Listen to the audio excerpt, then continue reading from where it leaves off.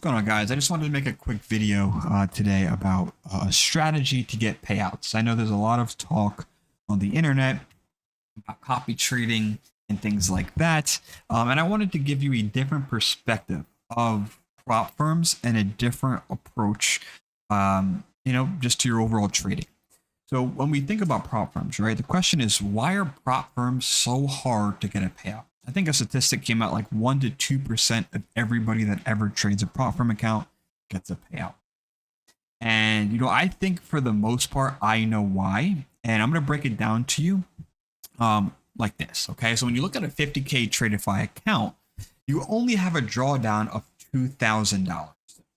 Right. So a lot of people will trade one mini on the NASDAQ, which could be, $500 to $1,000 per trade, because in their head they think they have a 50K account, when the reality of the situation is you only have a $2,000 account. So it's extremely easy to be over leveraged, right? And to pass an eval, if you take a look here at stage 1, you have to turn $2,000 into $3,000 with a trailing drawdown. And when you think about it, that's 150% return. And most people try to do this in a week or two, right? Like most professional traders don't get 150% in a year. And here you are trying to get 150% in a week with a trailing drawdown, right? And after you pass the eval, now you're in stage 2, where again, you have to turn $2,000 into $3,000 again, because everything resets with a trailing drawdown, right? To reach the buffer. And that's another 150% return. And people are trying to do this, while they're also over leveraged, right? And then when you look at stage 3, you get to that buffer and minimum payout of $500, or at slightly above the buffer or around the buffer, and you might take out $500 payout, and now again your buffer is only around $2,000 again. And you have to turn 2,000 into 1,500 or into 3,000 to get another decent payout, and that's another 100 to 150% return. So you're talking about having to turn 2K into $9,000 just to get a $1,500 $1,000 payout. Right? That's a lot of work for such a small reward. So when you look at that, think about how mathematically challenging that is to do. Not easy. And when you look at the strategies that people use to do this, the number one thing that I see people using is called copy trading strategy. Because the dream is, I'm gonna have 5 accounts, right, with a drawdown of $2,000 in each, which gives you a max drawdown of $10,000. And people's expectation is, hey, I'm going to go and I'm going to take 1 to 2 trades per day. I'm going to be up $400, $500, $600 per, on each account. Only take 1, 2 trades per day. Hop in my Lamborghini and leave. Right? Overall profit of $2,400 on a day, 1 trade per day. That's the expectation, and mathematically it makes sense. It's very easy to sell that. But the reality of it is what happens. You take a trade, you lose. Now you look at all your accounts, they're all down $400. Now you really want to make it back because you just spent all this money on the PAs and now you're down. So what happens? You take another trade, and reality of it is, before you know it, you're down 3 trades on the day, right? And you're down negative $1,200 per account, for a total of negative $6,000, down 60%, and before you know it, you're close to blowing your account. Why? Because you're over leveraged, you have insane profit goals, and there's no room for error. Right? You take 2 trades and you lose, you're down negative 800 per account.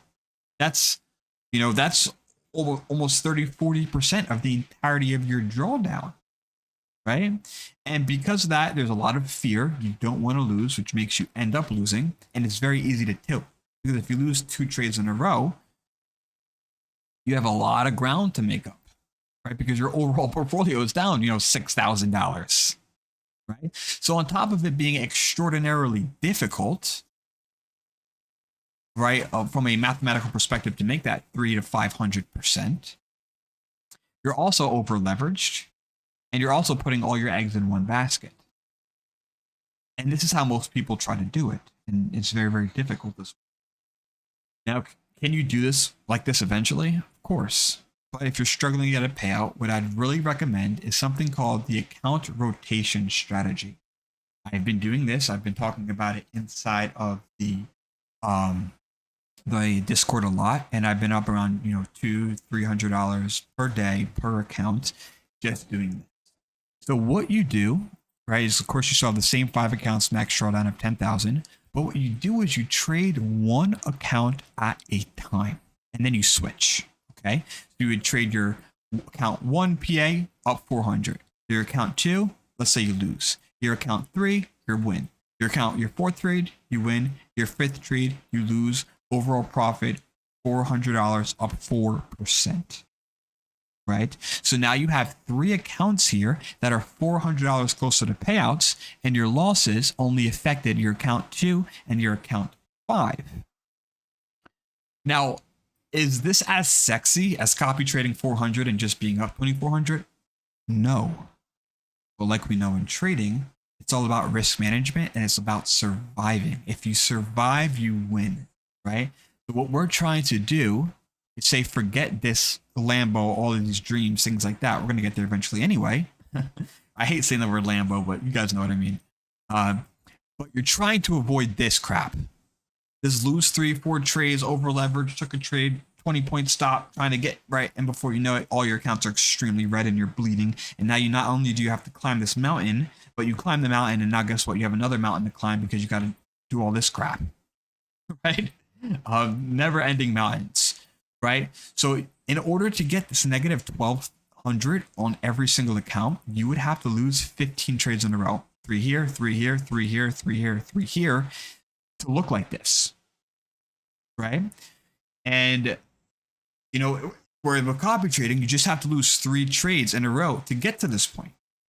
And it's very, very reasonable to lose 3 trades in a row. It doesn't matter how good you are, it just happens, right? You want to avoid this. You want to avoid having, blown accounts. So this gives you the chance to survive, but it also improves your mentality. When you're up green on one account, then you switch to another account, 2 accounts, switch to another account. Now you're trading knowing that your 2 accounts are going to be green today and they're going to be closer to payout regardless of what happens moving forward.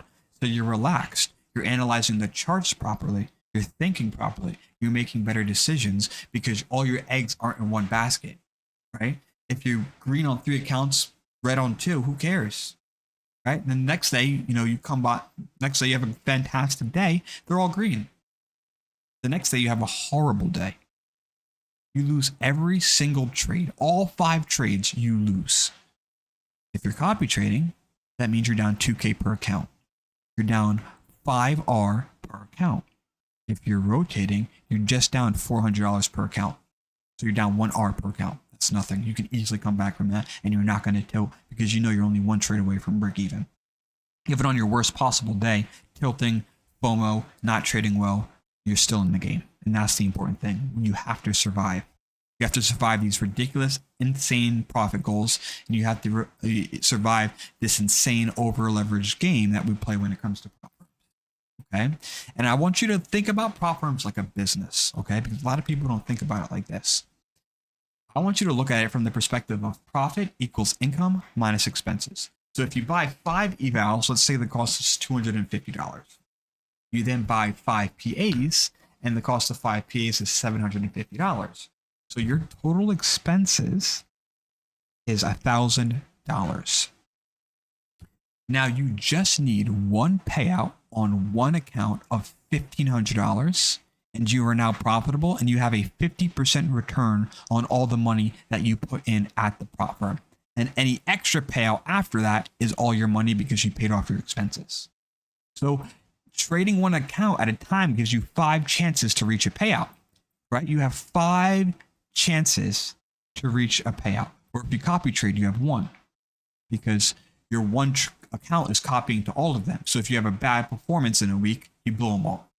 For this, if you have bad performance in a week, you might just be down 1, 2R per account. And the reality of the situation is you're probably going to have 1 or 2 accounts that are at least green at the end of the week, even if you don't trade that well, which increases the chances of you getting at least 1 payout, right? You just need 1 payout to give you a 50% return on the money.